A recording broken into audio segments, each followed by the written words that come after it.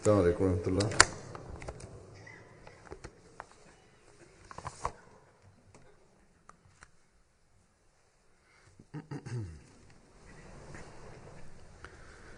أشهد أن لا إله إلا الله.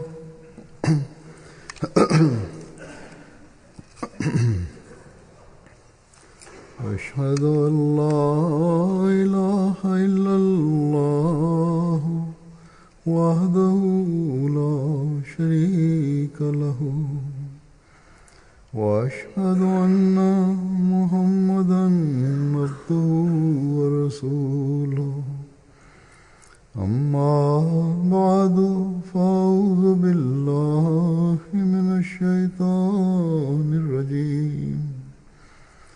بسم الله الرحمن الرحيم. الحمد لله رب العالمين الرحمن الرحيم مالك يوم الدين.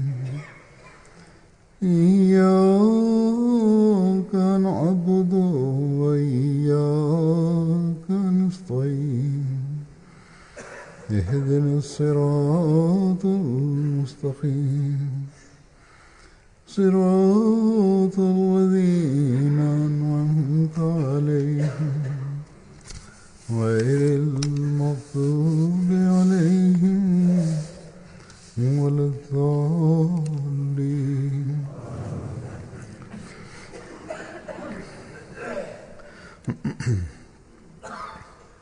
Bismillahirrahmanirrahim. Halifa mtukufu ayyadahullah taala ibn Said Aziz anasema kwa fadhili za Mwenyezi Mungu, katika nchi chungu mzima za dunia vyuo vyetu vimeshaanza, ambapo wabashiri wetu wanahitimu masomo yao, na baada ya kuhitimu masomo yao wengine wameshaanza kufanya kazi na wengine watafanya siku za usoni. Zamani tulikuwa na vyuo vyetu katika Kadhian na Rabwa, ambapo wabashiri walikuwa wakisoma.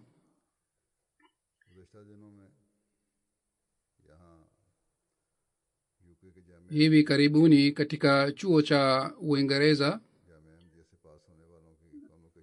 sherehe ilifanywa ya wale wanafunzi waliohitimu masomo yao, na wanafunzi hao walikuwa kutoka chuo cha hapa na kutoka chuo cha Canada, na wanafunzi hao ni wale ambao waliohitimu masomo yao. Hazur anasema baada ya kupata cheti cha shahid, hawa wabashiri ambao waliojitolea kwa ajili ya kuitumikia dini, hawa ni wabashiri ambao walilelewa hapa katika nchi za Ulaya, na baada ya kuhitimu masomo ya shule wao walijitolea kwa ajili ya masomo ya chuo, na walimaliza masomo yao, walihitimu masomo yao. Hawa wabashiri waliohitimu, wabashiri ni takriban wote ni wale ambao wapo chini katika mpango wa wakfe nao. Azur anasema kwamba dunia ambamo starehe inapatikana, katika hali hii ya starehe na kwa kuacha starehe hii kujitolea na kutoa nafsi wakfu, hii ni bahati yao nzuri, na vile vile hii ni alama ya kutimiza ahadi yao waliofanya. Lakini pamoja na hii inatakiwa ikumbukwe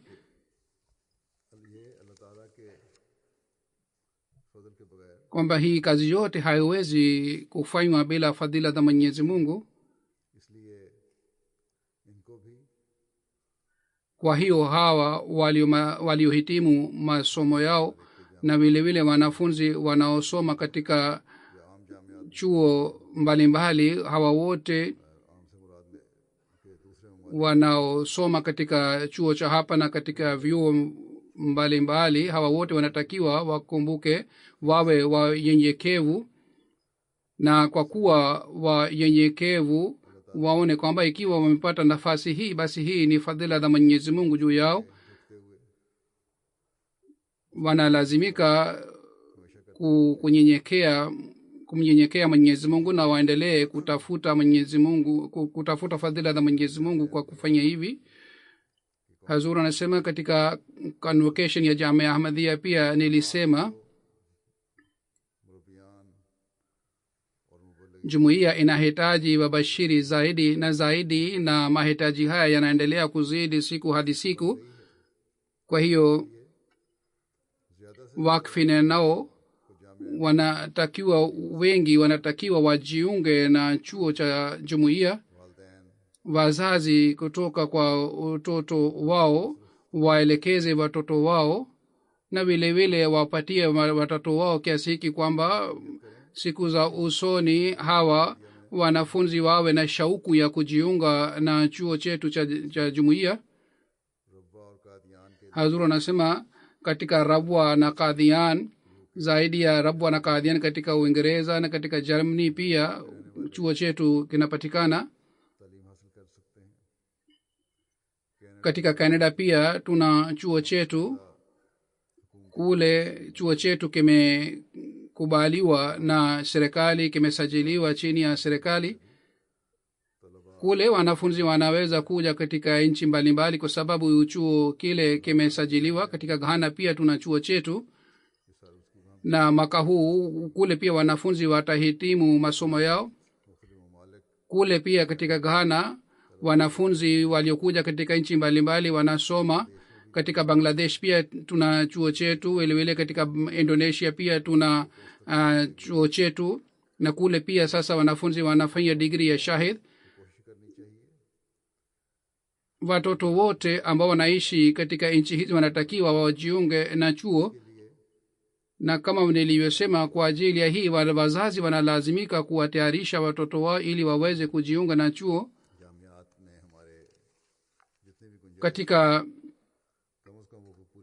jamia yetu idadi inayotakiwa ijiunge, basi ile idadi inatakiwa itimiwe, ndipo sisi tunaweza kutimiza mahitaji wabashiri wanaohitajika duniani.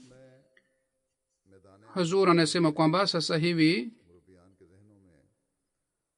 nataka kujibu maswali ya wabashiri ambao wameshahitimu masomo yao, na haya ni maswali yanayopatikana mara kwa mara, na baadhi wakati wananiuliza maswali haya. Kwa hiyo nataka kuzungumza kuhusu maswali haya. Hazur anasema kwamba mimi naendelea kuwakumbusha hawa wabashiri wanaponiuliza maswali na wajibu maswali yao, lakini hapa nataka kueleza maswali haya ili viongozi wa nidhamu ya jumuiya wao pia wajue kwamba namna gani watafanya kazi kwa kusaidiana. Yani wabashiri na viongozi wa jumuiya watasaidiana namna gani, na miongoni wa hawa ni sadran na vile vile ni maamiri. Kwa sababu baadhi wakati, kwa sababu ya kutokuelewa, viongozi na wabashiri wao hawaelewani na wao hawasaidiani vizuri, au baadhi wakati mmoja anafikiria kwamba yeye hapati msaada kutoka kwa mwingine. Wabashiri wanauliza swali hili kwamba katika shughuli zetu Sadr Jamaat anaweza kuingilia kiasi gani, mipaka yetu ni nini na mipaka yao ya sadrani nini.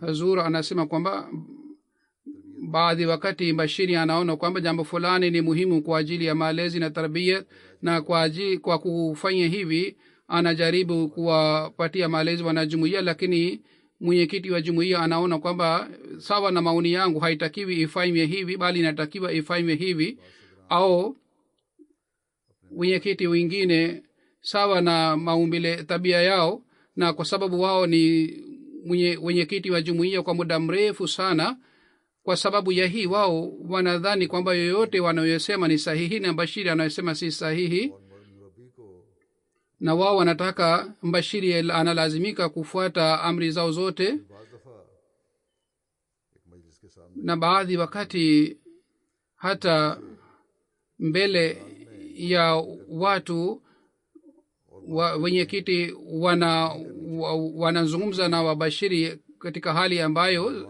hawatakiwi wazungumze hivi, इस बात पर फिर na kwa sababu ya hii wabashiri ambao wamehitimu masomo yao hivi karibuni, wao wanaona kwamba wamepata fedheha यह हो सकता au wanaona kwamba hawakuheshimiwa, na inawezekana kwamba wale wabashiri pia wao wajibu wenye kiti kwa sababu ya tabia yao hii.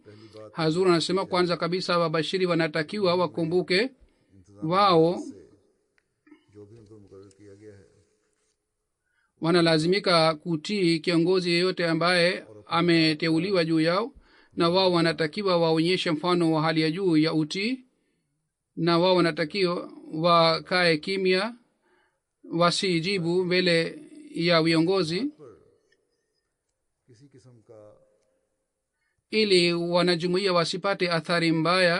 जमात में कोई बेचैन Na kwa sababu ya hii jumuiya isikose utulivu. Ikiwa kuna mtu ambaye amefanya kitu cha kuudhi, basi mbashiri amfahamishe amiri au aandike makao makuu.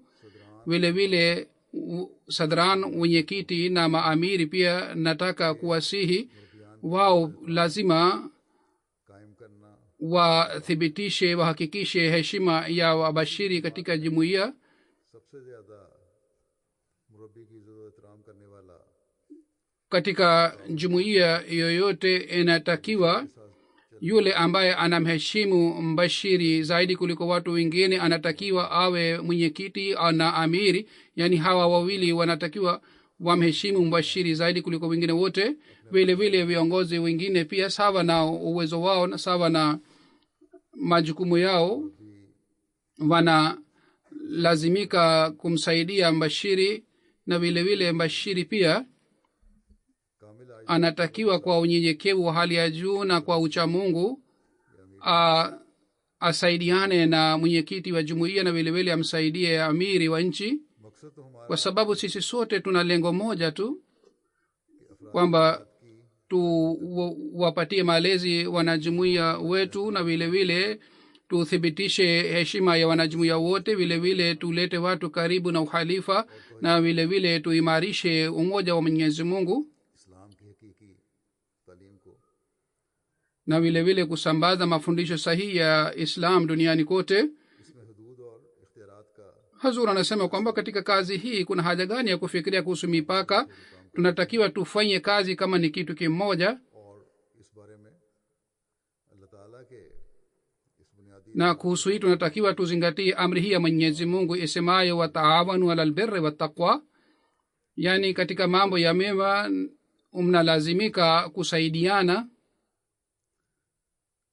हर एक जान Kila moja anajua kwamba huduma ya jumuiya inayofanywa kwa njia zote, kwa njia yoyote,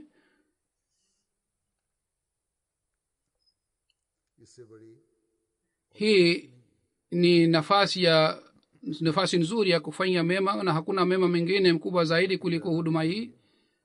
Na ikiwa mtu anatoa huduma zake kwa ajili hii, anatakiwa awe mcha Mungu pia. तो तकवा ही है Katika jumuiya ni ucha Mungu ambao unaweza kutupatia nafasi ya kuitumikia dini vizuri, अल्लाह ताला का खौफ दिल में रखते kwa sababu kazi hii उसकी रजा inataka tuwe na hofu ya Mwenyezi Mungu na tutafute ridhaa yake. Basi kwa ajili ya wabashiri na kwa ajili ya viongozi wengine wa jumuiya, mipaka iliyowekwa na jumuiya ni mipaka hii ni kufanya mema na kufuata njia za uchamungu, यहाँ आपस में मोहब्बत ili और अखुवत ikiwa upande mmoja sisi tuelewane vizuri na tujenge upendo na mahusiano mazuri, vile vile katika malezi ya jumuiya wote wawili waweze kufanya kazi vizuri na waweze kutimiza majukumu yao. Sayyidna Ahmad alayhi salatu wassalam alisema wakati fulani kwamba taawanu alal birri wattaqwa, maana yake ni hii kwamba sisi tuchukue mzigo wa ndugu zetu ambao hawawezi kubeba mzigo, और माली yani katika udhaifu unapatikana tuweze kujaribu kuondoa udhaifu ule, na vile vile tujaribu kuondoa udhaifu wa kimwili pia. Hazur anasema hii inaweza kufanywa wakati जमात के अफराद का sisi tunakuwa na mapenzi na upendo na wanajumuiya, na kisha viongozi na wabashiri wanafanya kazi kwa kuwa kitu kimoja. कमजोरियों या ईमानी कमजोरियों में शरीक होने का ये मतलब नहीं।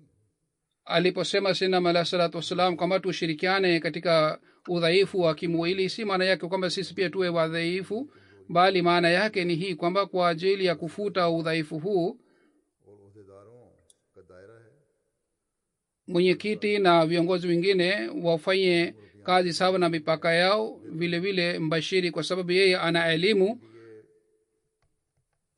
na yeye kwa sababu ni mwakilishi wa halifa mtukufu, basi yeye pia sawa na mipaka yake afanye atimize majukumu yake. मसीह अलैहिस्सलाम ने Sayyidina Alayhi salatu wassalam alisema zaidi, jumuiya haiwezi kuitwa jumuiya mpaka वो ताकत वाले mpaka wenye uwezo hawasaidii wanyonge. जमात Basi nidhamu ya jumuiya inaundwa, inatengenezwa ili malezi ya jumuiya बेहतरी के लिए malezi ya jumuiya mipango mbalimbali ipangwe. कि बड़ा छोटा Sayyidina Alayhi salam alisema mkubwa amsaidie mdogo na amtendee kwa upole. ये जहां ओहदेदारों और Hazur anasema kwamba ikiwa hii ni का अफराद जमात के साथ kazi ya mwenyekiti wa jumuiya na viongozi wa jumuiya, वहाँ सदर जमात और मुरब्बी के vile vile hii inatakiwa mwenyekiti na mbashiri pia wawe na sifa ya aina hii, एक दूसरे से बर्ताव की wao wakisaidiana katika mambo mazuri. नेक नमूना Wakifanya hivi, basi mfano mzuri utapatikana mbele ya watu, अफराद जमात की इल्मी और रूहानी तरक्की के लिए ambacho kitu hiki ni muhimu sana kwa ajili ya malezi ya wanajumuiya.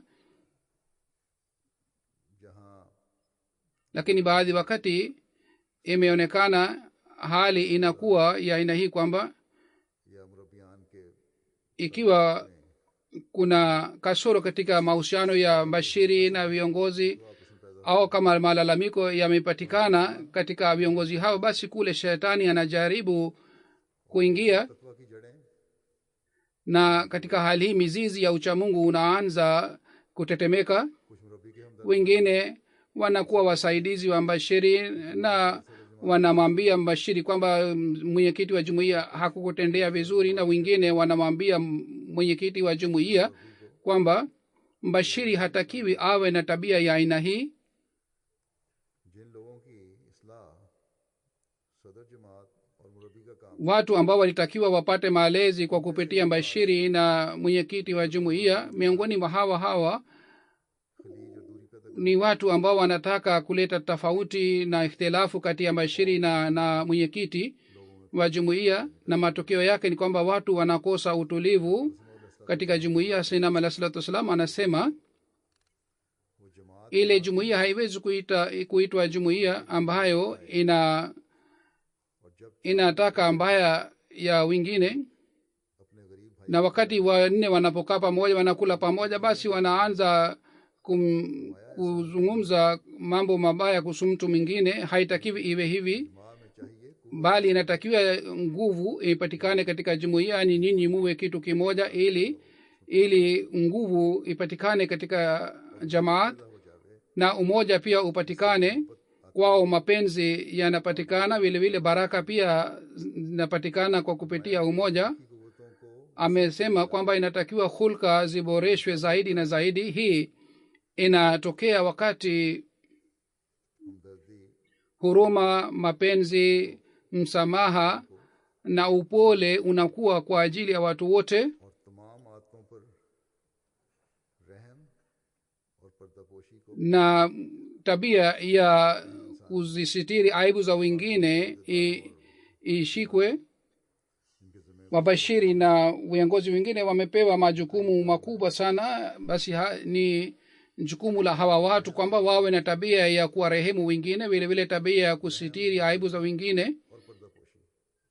Wao wanatakiwa tabia yao hii ya kuwahurumia wengine na rehema itangulize juu ya mambo mengine yote.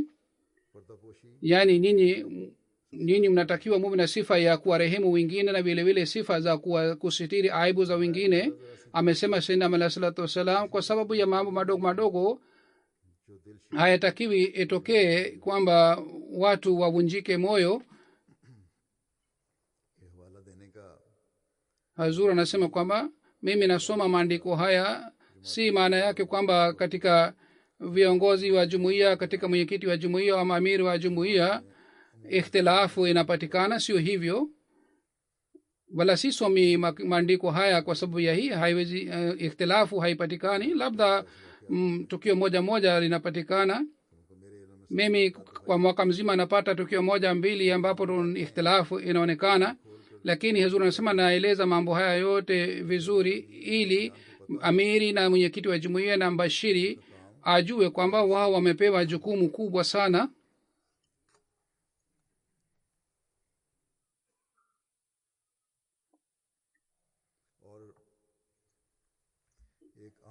Na vile vile wajue kwamba sisi tuna lengo kubwa sana mbele yetu.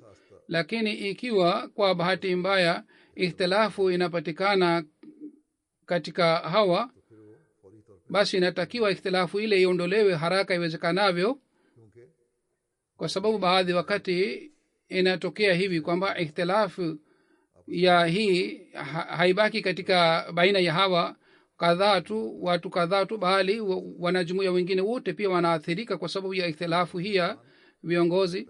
Na kama nilisema hapo awali kwamba shetani tena yeye anaingia na anataka kutupatia hasara. Kwa hiyo ikiwa wote wawili wanazingatia lengo hili kubwa mbele yao kwamba katika majukumu ya kuwapatia malezi wanajumuiya, wote wawili wanatakiwa watekeleze jukumu hili vizuri.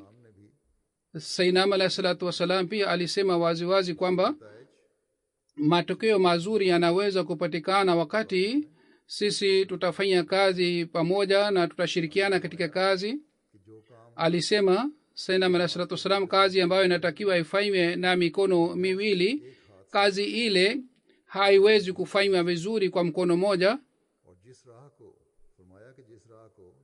Amesema kwamba njia ambayo inakinyagwa na miguu miwili, njia ile haiwezi, hatua ile haiwezi kupitwa kwa mguu moja.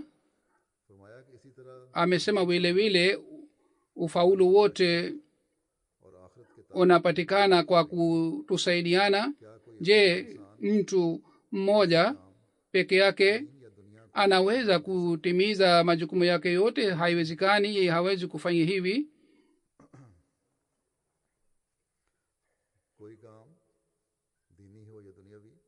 Hazur anasema kwamba iwe kazi ya dunia au kazi ya dunia, bila msaada wa wengine kazi ile haiwezi kufanywa vizuri. Kisha alisema Sayyidina alayhi salatu wasalam hii pia kwamba kazi ile ambayo lengo lake ni kubwa sana, kwa ajili ya kazi ile tunalazimika kusaidiana sisi wenyewe kwa wenyewe. Basi awe mwenyekiti wa jumuiya au amiri wa jumuiya, hatakiwi yeye awalazimishe watu wengine, watu wote wafuate amri zake, wala wabashiri pia hawatakiwi wasisitize juu ya ushauri wao, bali wote wanatakiwa wafanye kazi kwa kusaidiana. Na kwa sababu mbashiri amepewa jukumu la kuwapatia malezi wanajumuiya wote, na kama nilivyosema hapo awali, mbashiri kwa sababu anakuwa na elimu ya dini zaidi na wengine kuliko wengine, na mbashiri anatakiwa aendelee kuongeza elimu yake, na vile vile anatakiwa aendelee kuongeza uchamungu wake. Kwa hiyo uchamungu wa mbashiri unatakiwa uwe bora zaidi kuliko watu wengine wote. Wabashiri wote wakielewa siri hii na kitu hiki, na wakianza kufanya kazi sawa na nasaha hii, basi katika hali hii viongozi wa jumuiya na mwenyekiti wa jumuiya wataanza kuheshimu wabashiri. Mwenyekiti wa jumuiya na vile vile amiri wa nchi anatakiwa akumbuke kwamba ikiwa wao ni viongozi na kwa kuwa viongozi wanalazimika kuendesha nidhamu ya jumuiya vizuri, kwa sababu wao ni wakilishi wa halifa mtukufu katika kazi hii. Hivyo ndivyo katika malezi ya jumuiya na katika tarbiyat ya jumuiya wanalazimika wabashiri watumie uwezo wao wote ili waweze kufanya tarbiyat ya wanajumuiya, na katika uwanja huu wao ni wakilishi wa halifa mtukufu. Basi wote wawili, maamiri na sadaran wa jumuiya na wabashiri, hawa wote wanatakiwa wasaidiane na kwa mpango mmoja maalum wanatakiwa wote wafanye kazi, ndipo wataweza kuimarisha jumuiya kwa kinidhamu, na vile vile wataendelea kupata maendeleo katika mambo ya kiroho na katika uchamungu. Hazur anasema, nimeshawahi kueleza hapo awali na rudia tena kwamba sadar na amir na viongozi wote wa jumuiya wao wamepewa jukumu hili kwamba wao lazima waheshimu wabashiri wote, wao wenyewe pia waheshimu, na vile vile watie katika mioyo ya wao wanajumuiya kwamba wao pia waheshimu wabashiri. Kuwaheshimu wabashiri ni jukumu la viongozi wa jumuiya, ili watu wajue umuhimu wa mbashiri, na vijana zaidi na zaidi wawe tayari kwa ajili ya kujitolea ili waweze kuitumikia dini. Bila shaka kutoa wakfu na vile vile kuwa mbashiri ni kwa ajili ya ridhaa ya Mwenyezi Mungu, lakini ufahamu huu unazidi polepole, haupatikani mara moja. Wakfine nao ambao bado ni vijana, wao wanatakiwa wao wapate nasaha ili wawe tayari kwa ajili ya kutoa na wakfu maisha yao. Wakati wao watakapojua ufahamu wa kutoa huduma ya dini, na wakijua kwamba sisi tunahitaji wabashiri zaidi na zaidi, wakati watakapoelewa kwamba kazi zote zinatakiwa zifanywe kwa ajili ya ridhaa ya Mwenyezi Mungu, katika hali hii pamoja na wakfu, imani pia inaendelea kuimarika. Kisha katika hali hii bashiri haangalii yeye ametendewa namna gani, na wala hatakiwi yeye aangalie ametendewa vipi, kwa sababu hii ni roho ya wakfu yake. Basi mwenyekiti wa jumuiya na maamiri na vile vile viongozi wengine wa jumuiya wanatakiwa watendee vizuri na wabashiri, na vile vile wawe na tabia ya kuwasaidia ili tuweze kupata wabashiri zaidi siku za usoni. Hazur anasema, kama nilivyosema, sisi tunahitaji wabashiri wengi sana,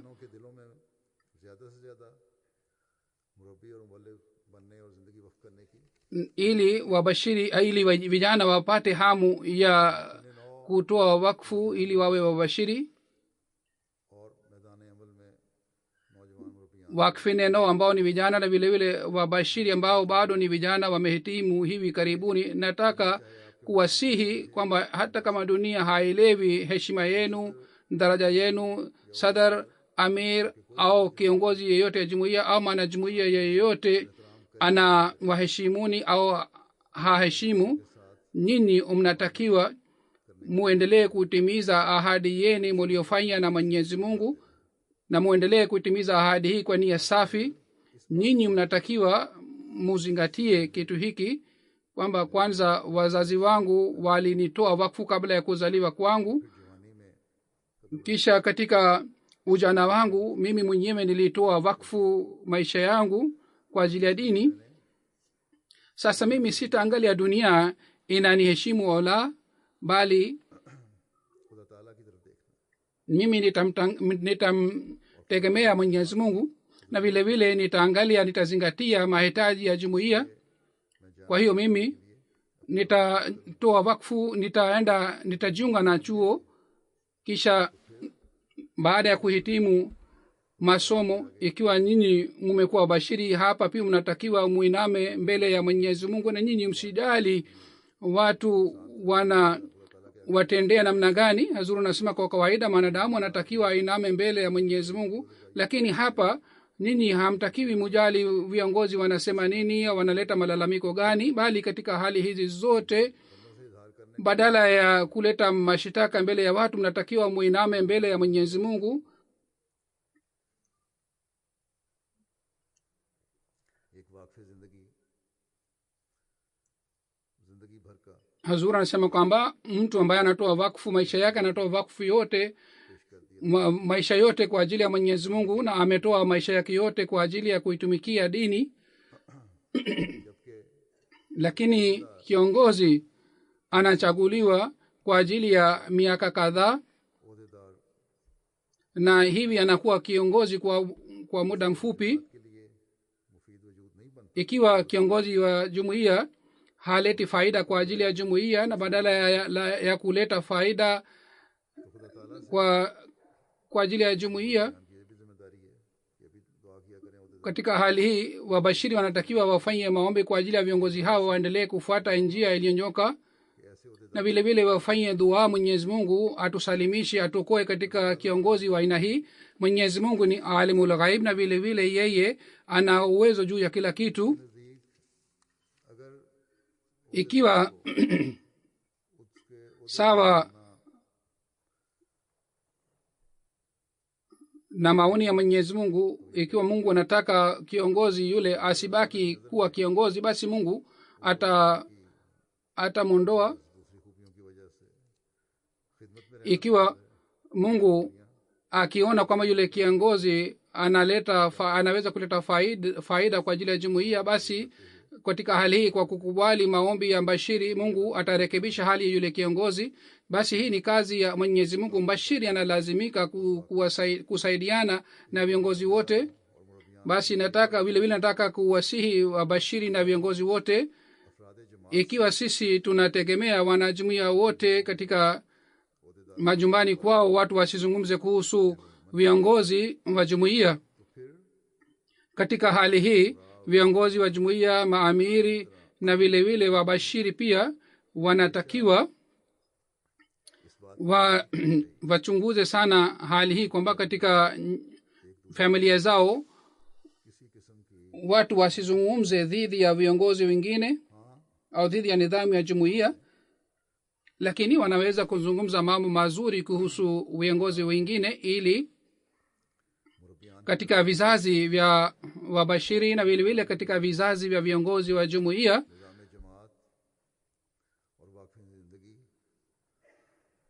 heshima ya wabashiri na heshima ya nidhamu ya jumuiya na vile vile heshima ya watu ambao wanaitumikia dini ipatikane. Viongozi wa jumuiya na hasusan maamiri na wenyekiti wa jumuiya wakumbuke kitu hiki pia, wawe na upendo na mapenzi kwa ajili ya wanajumuiya wote. Ikiwa nyinyi mumepewa cheo chochote, basi hii si haki yenu, hii ni fadhila za Mwenyezi Mungu muliopewa. Basi nyinyi muheshimu sana fadhila hii ya Mwenyezi Mungu kwa unyenyekevu sana. Na halifa mtukufu ambaye amewategemea na kwa kuwategemea amewapatieni jukumu hili la jumuiya, basi nyinyi mutimize haki hii.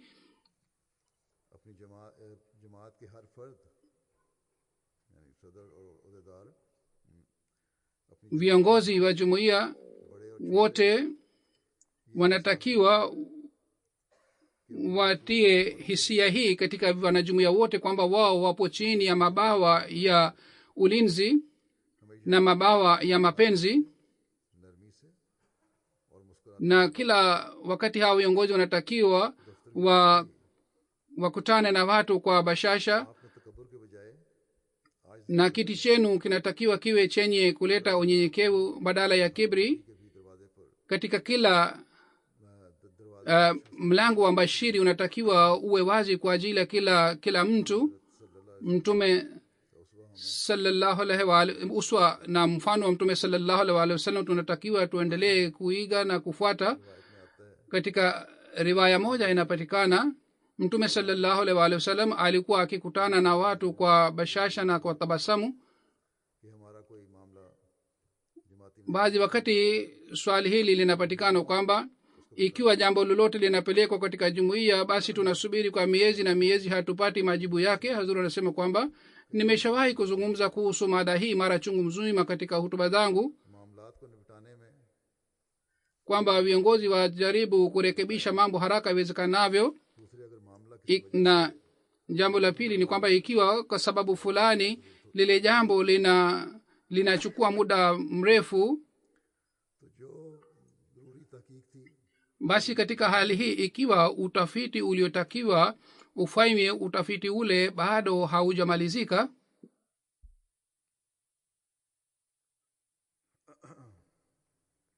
तो फिर katika hali hii या शिकायत mhusika na yule aliyeleta malalamiko wote waambiwe kwamba itachukua muda kidogo kwa sababu tunafanya utafiti. करना चाहिए।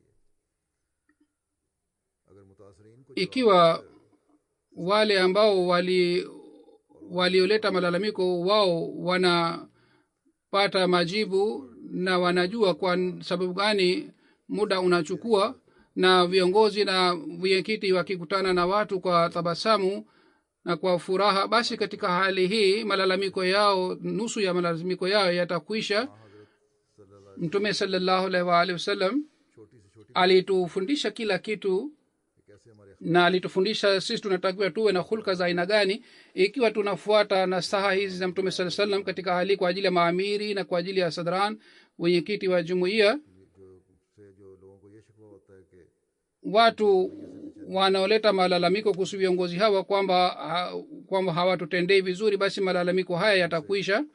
खुशखुल्की से पेश आने के बारे में Hazur anasema kwamba mtume sallallahu alaihi wasallam alisema wakati fulani कि मामूली नेकी को भी kwamba msidharau mema hata uwe mdogo kiasi gani, hata kama ni mwema wa kukutana na ndugu kwa bashasha na kwa tabasamu, अल्लाह ताला तो हर kwa sababu Mwenyezi Mungu anatupatia ujira wa kila kitendo chetu. निशाना भी इंसान की नेकियों में Kukutana na watu kwa bashasha pia inaongeza mema yetu. हर जरिए से अपनी नेकियों के पलड़े Kila mmoja anatakiwa aendelee kuongeza wema yake badala ya kupunguza. अहदेदारों को हमें Viongozi wanatakiwa wakumbuke daima dawamu kwamba cheo chochote cha jumuiya si kwa ajili ya kibri, bali cheo kile ni kwa ajili ya kuongeza katika unyenyekevu. Kwa hiyo kila uamuzi unaotolewa हर फैसला और हर na kila kazi inayofanywa, ताला का खौफ दिल में रखते हुए hii inatakiwa ifanywe kwa hofu ya Mwenyezi Mungu, na vile vile ifanywe kwa kutimiza mahitaji yote ya uadilifu. हाँ हजरत Mtume sallallahu alaihi wasallam इख्तियार और हाकमों को aliwaonya viongozi. अगर हर अहदेदार Ikiwa kila mmoja anakumbuka onyo hili la mtume sallallahu alaihi wasallam katika hali hii, bila shaka atatimiza majukumu yake vizuri na vile vile atafanya uadilifu.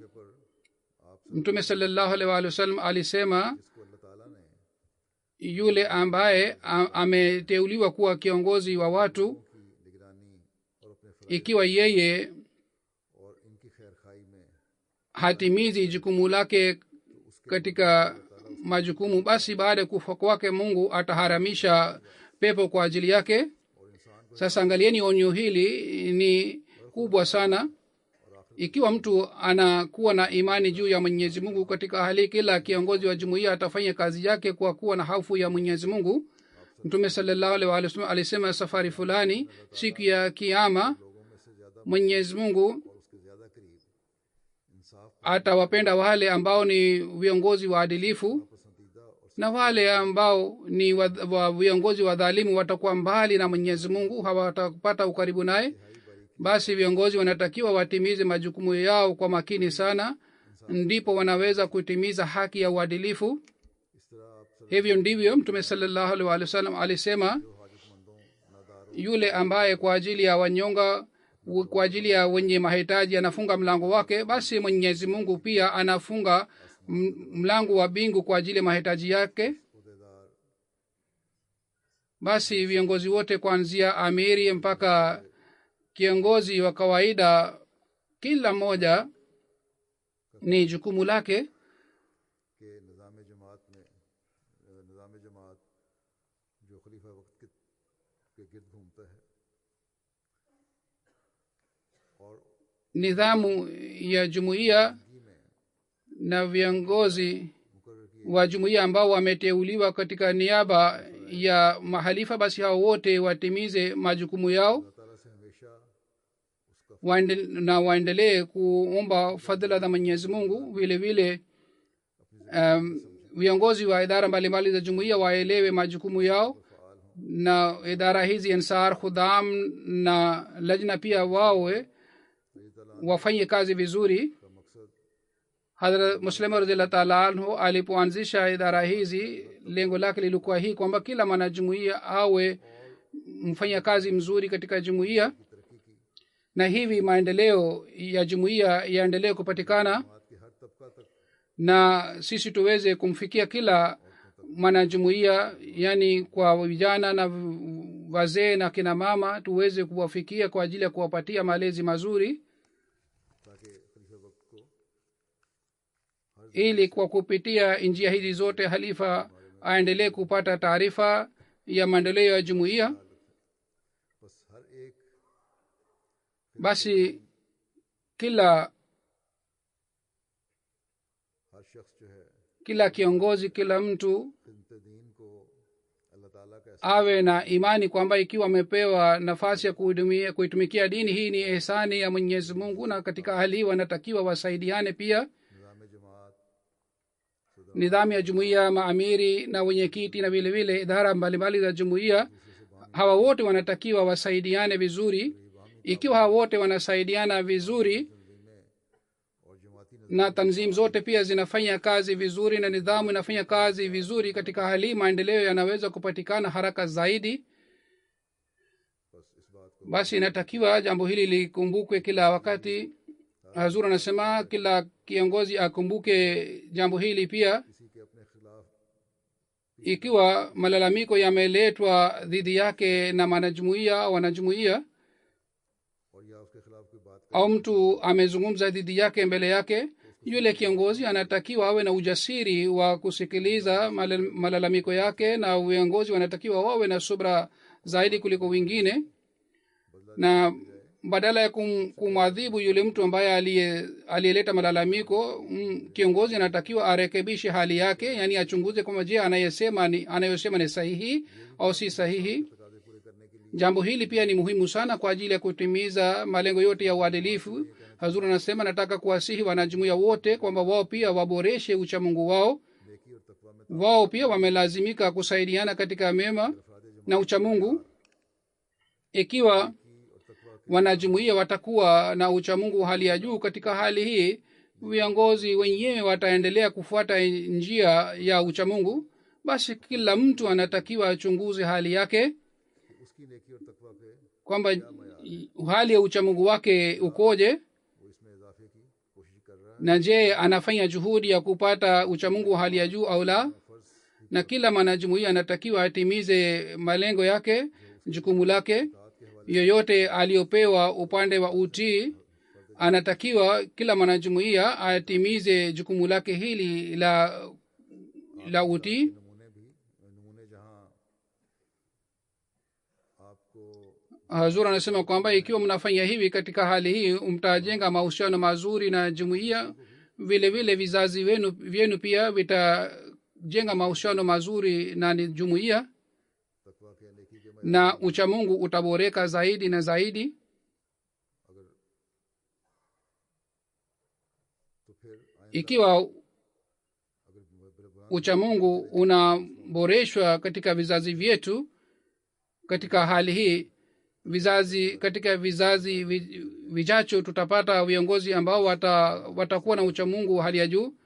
Basi दिलों में mnatakiwa mkumbuke nasaha hii ya mtume sallallahu alaihi wasallam, na vile vile muwafundishe watoto wenu pia vizuri kwamba sisi tunalazimika kutimiza jukumu letu katika dhiki na faraja, katika furaha na katika huzuni. Hata kama sisi tumenyimwa haki zetu, katika hali yoyote tunatakiwa tumsikilize kiongozi wetu na tunalazimika kumtii yeye.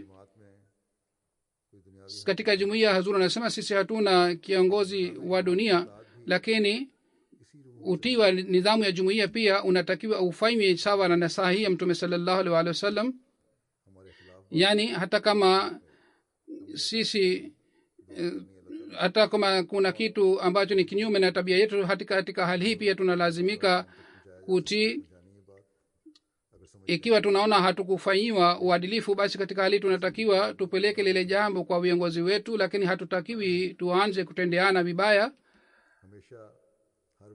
Hazur anasema kwamba muendelee kufanya dua hii kila wakati, kwamba sawa na nasaha ya mtume sallallahu alaihi wasallam, upande wa dini na upande wa dunia tupate viongozi ambao wanatupenda sisi na ambao sisi tunawapenda. Wao wanatuombea na sisi tunawaombea.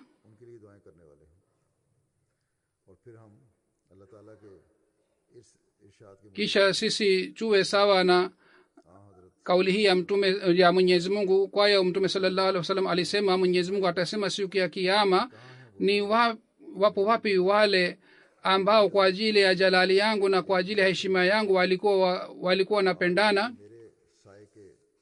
Leo hakuna kivuli kingine zaidi ya kivuli changu, basi mimi nataka kuwapatia kivuli changu hao wote waliopendana kwa ajili yangu. Hazur anasema yule ambaye alipata kivuli chini ya kivuli cha Mwenyezi Mungu amepata neema za dunia na za akhira. Hazur anasema Mwenyezi Mungu tujalie kila kazi yetu iwe sawa kwa ajili ya ridhaa ya Mwenyezi Mungu. Sisi katika zama hii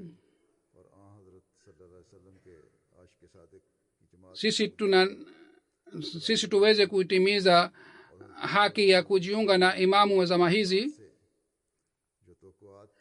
na jinsi Sayyidina Alayhi Salatu Wasallam alitutegemea sisi tuweze kufanya kazi sawa na mategemeo yake. Kuhusu hii Sayyidina Alayhi Salam alisema, Mwenyezi Mungu anataka awafanyeni jumuiya ambayo nyinyi muwe mfano mwema kwa ajili ya watu wengine katika mema na uchamungu. Amesema basi muwe waangalifu sana na muwe wenye moyo safi na vile vile muwe watakatifu na mushike ukweli katika maisha yenu. Katika hafla zenu haitakiwi mufanye mambo ya mzaha na mambo ya kuwafedhehesha wengine. Muwe wenye moyo safi kabisa na mutembee ardhini kwa kuwa na uchamungu na kwa kuwa na unyenyekevu wa hali ya juu. Mwenyezi Mungu atujalie sisi tuweze kuishi sawa na nasaha hizi na vile vile tuweze kuwa chini ya kivuli cha Mwenyezi Mungu. Amin.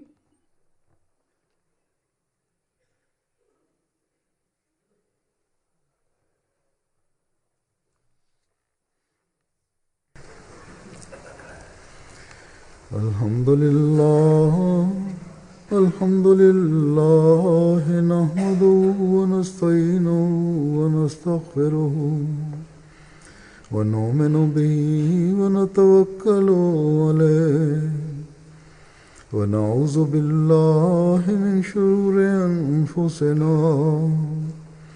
wa min sayyiati a'malina.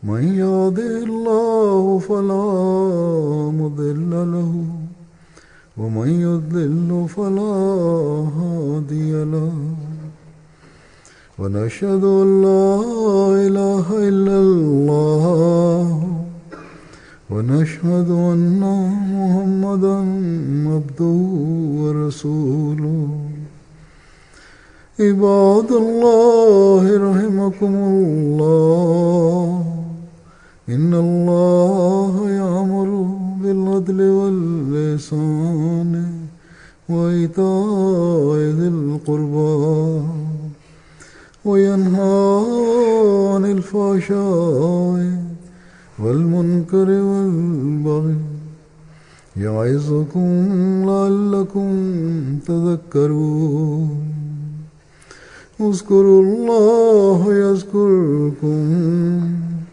وادعوه يستجب لكم ولذكر الله أكبر